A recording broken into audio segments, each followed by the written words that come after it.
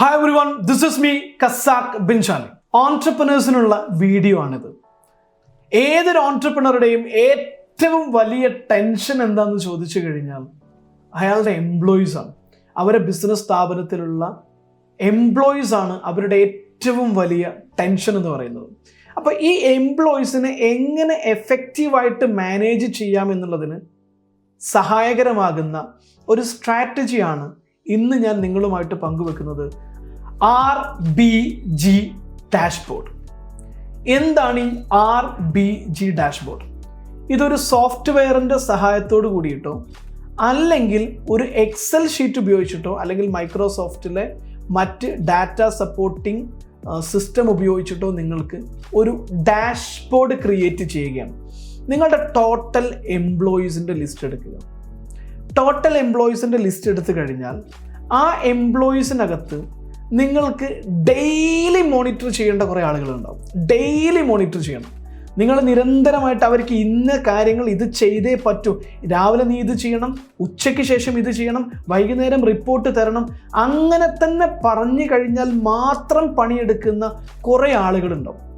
ഇവരുടെ ഡാറ്റ മുഴുവൻ നിങ്ങൾ സെഗ്രിഗേറ്റ് ചെയ്യുക. അതിനകത്ത് നിങ്ങൾക്ക് സൂപ്പർവൈസേഴ്സിൻ്റെ സപ്പോർട്ട് തേടാം, അതുപോലെ തന്നെ ലൈൻ മാനേജേഴ്സിൻ്റെ സപ്പോർട്ട് തേടാം. ഇവരുടെ എല്ലാവരും കൂടെ ഡാറ്റ എടുത്തതിന് ശേഷം നിങ്ങളൊരു ഡാറ്റ ഷീറ്റ് റെഡിയാക്കുന്നു.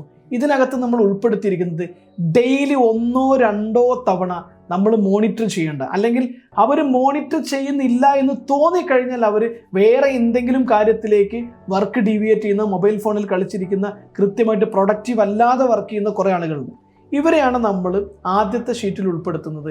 ഈ ആദ്യത്തെ ഷീറ്റിൽ ഉൾപ്പെട്ട ആളുകളാണ് നമ്മൾ പറയുന്നത് red category people, critical people. ഇവർ ഭയങ്കര പ്രശ്നക്കാരാണ്. ഇവരെ ശരിയാക്കിയില്ലെങ്കിൽ നമ്മളുടെ ബിസിനസ് സ്ഥാപനത്തിൻ്റെ എനർജി കൂടുതൽ സമയം ഇവരെ ശരിയാക്കാൻ വേണ്ടിയിട്ട് സക്ക് ചെയ്യപ്പെടും. ലൈൻ മാനേജേഴ്സിൻ്റെ എനർജി, നമ്മുടെ റിസോഴ്സ് ആണെങ്കിലും, ഈവൻ ടോപ്പ് മാനേജേഴ്സിൻ്റെ എനർജി ആണെങ്കിലും, ഓണേഴ്സിൻ്റെ എനർജി ആണെങ്കിലും എല്ലാം ഏറ്റവും കൂടുതൽ നഷ്ടപ്പെടുന്നത് ഈ ക്രിട്ടിക്കൽ കാറ്റഗറിയുള്ള റെഡ് കാറ്റഗറിയുള്ള ആളുകളെയാണ്.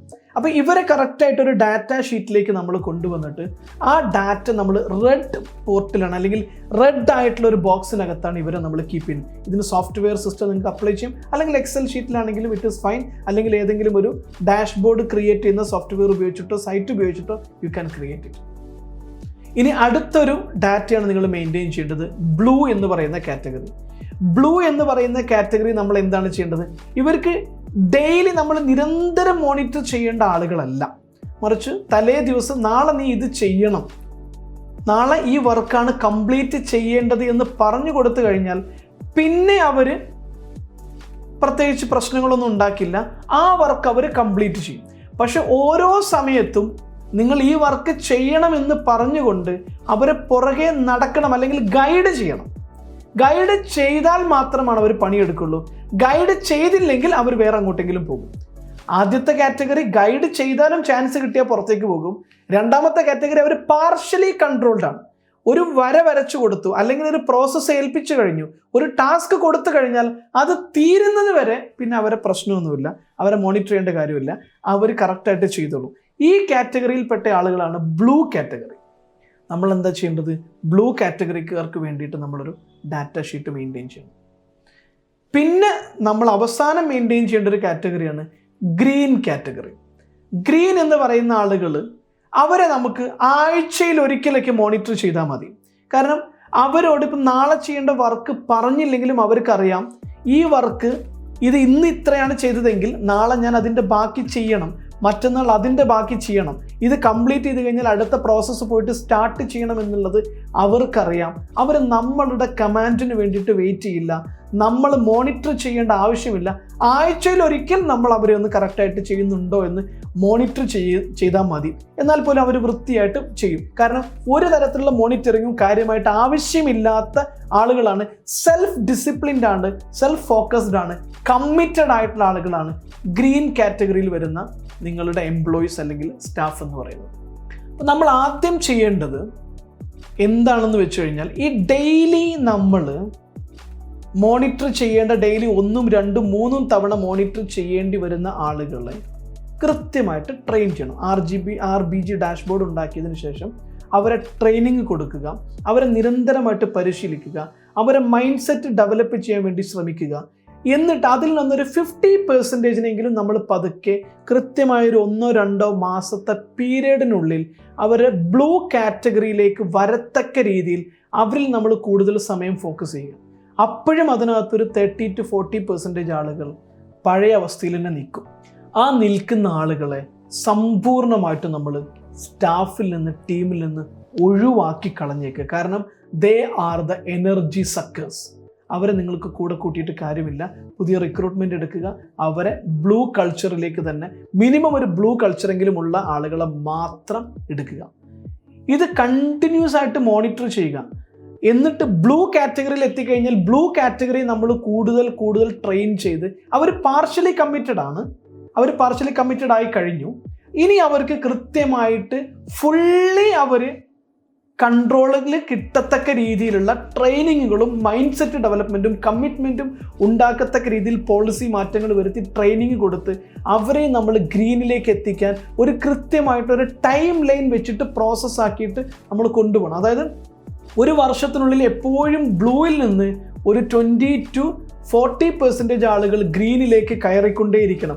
അതിനു വേണ്ടിയുള്ള correct training strategy, mentoring strategy നിങ്ങൾ വർക്ക് ചെയ്തുകൊണ്ടേയിരിക്കണം.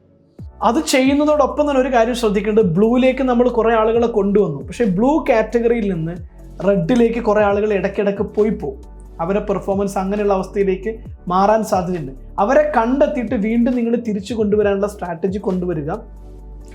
ഇടയ്ക്കിടയ്ക്ക് നിങ്ങൾ റെഡിൽ സ്ഥിരമായിട്ട് നിൽക്കുന്ന ആളുകളെ ഒഴിവാക്കുകയും ചെയ്യുക. ഗ്രീനുകാരെ നമ്മൾ എന്താണ് ചെയ്യേണ്ടത്? ഗ്രീനുകാരെയാണ് നമുക്ക് ലീഡേഴ്സ് ആക്കാൻ സഹായിക്കാം. അവരെ കൂടുതൽ കഴിവ് ഡെവലപ്പ് ചെയ്യാൻ വേണ്ടിയിട്ടുള്ള ട്രെയിനിങ്ങിന് പറഞ്ഞയക്കണം. അവരെ ഭാഷാ പരിജ്ഞാനം, അവർ കോമ്പറ്റൻ്റ് ആണെങ്കിൽ എഡ്യൂക്കേഷൻ, കുറച്ചും കൂടെ കൂടുതൽ ക്വാളിഫിക്കേഷൻ കിട്ടാൻ വേണ്ടിയിട്ടുള്ള ട്രെയിനിങ്ങിലേക്ക് പറഞ്ഞയക്കുക. എന്നിട്ട് അവരെ കൂടുതൽ മോട്ടിവേറ്റ് ചെയ്യുകയും ഗ്രീനിൽ നിൽക്കുന്ന ആളുകൾക്ക് കൂടുതൽ അവസരങ്ങൾ കൊടുത്ത് അവർ കൂടുതൽ കമ്മിറ്റ്മെൻറ്റ് കാണിക്കത്തക്ക രീതിയിൽ കൂടുതൽ ഓപ്പർച്യൂണിറ്റീസ് കൊടുത്ത് അവരെ ഡെവലപ്പ് ചെയ്ത് കൊണ്ടുവരിക. ആഴ്ചയിൽ ഒരിക്കൽ അവരെ മോണിറ്റർ ചെയ്യുന്നതിന് പകരം അവർ തന്നെ സെൽഫായിട്ട് മോണിറ്റർ ചെയ്യത്തക്ക രീതിയിൽ അവരെ ലിഫ്റ്റ് ചെയ്ത് റെസ്പോൺസിബിൾ ആക്കി അതോറിറ്റി കൊടുത്ത് കൂടുതൽ പ്രൊമോഷൻ കൊടുത്തുകൊണ്ട് ഈ ടീമിനെ മാനേജ് ചെയ്യുന്ന രീതിയിൽ നിങ്ങൾ ഈ ഒരു RBG എന്ന് പറയുന്ന ഡാഷ്ബോർഡ് സിസ്റ്റം കൊണ്ടുവന്ന് അതിനനുസരിച്ച് ഈ സ്റ്റാഫിനെ മോണിറ്റർ ചെയ്ത് കഴിഞ്ഞാൽ നിങ്ങൾക്ക് നിങ്ങളുടെ സ്റ്റാഫ് ഓവർഹെഡ് ഒരു പരിധിവരെ കുറക്കാൻ പറ്റും.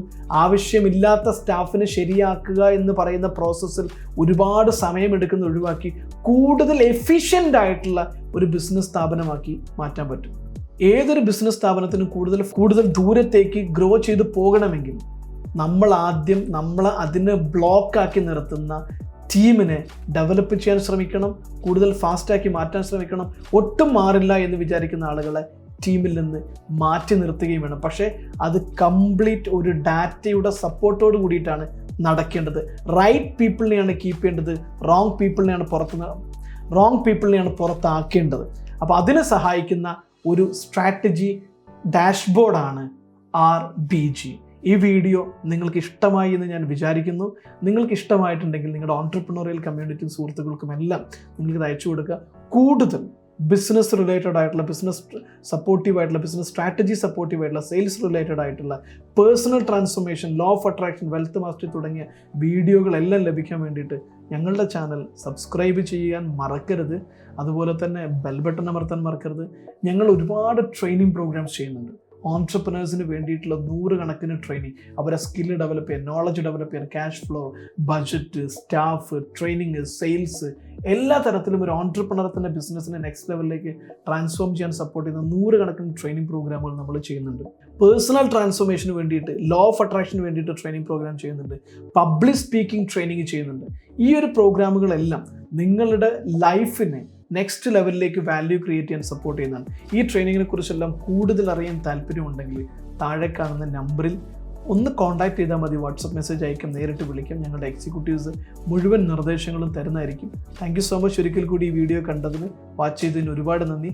ഞാൻ Casac Benjali, business coach and transformation expert.